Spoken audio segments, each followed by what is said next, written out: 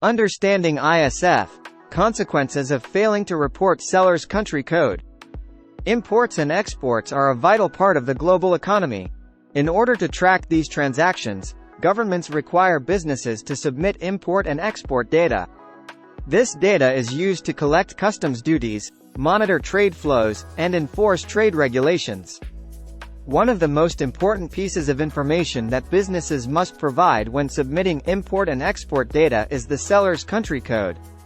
The seller's country code is used to identify the country where the goods were produced or manufactured. This information is important for a number of reasons. First, the seller's country code can help customs officials determine the appropriate customs duty rate. Customs duties are taxes that are levied on imported goods. The rate of duty that is applied to a particular good is based on a number of factors, including the country where the goods were produced or manufactured.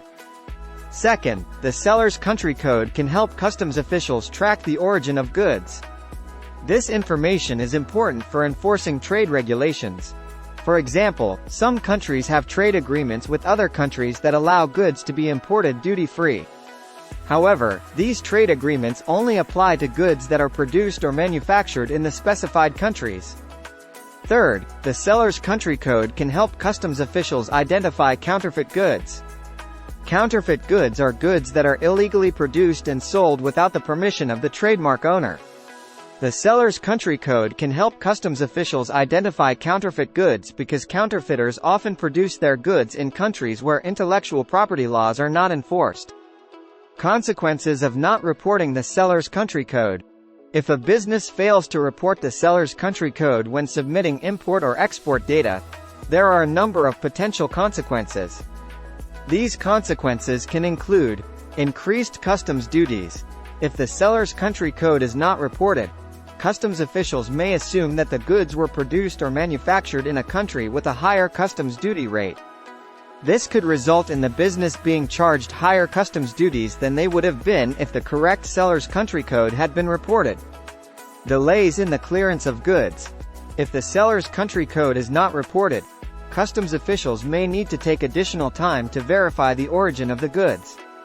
This could delay the clearance of goods and lead to lost sales. Fines and penalties. If a business knowingly and willfully fails to report the seller's country code, they could be subject to fines and penalties. These fines and penalties could be significant and could put the business at a competitive disadvantage.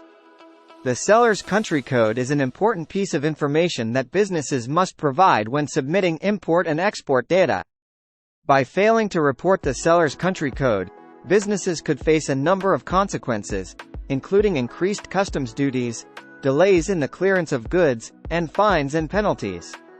It is important for businesses to understand the consequences of not reporting the seller's country code and to take steps to ensure that they are always reporting this information correctly.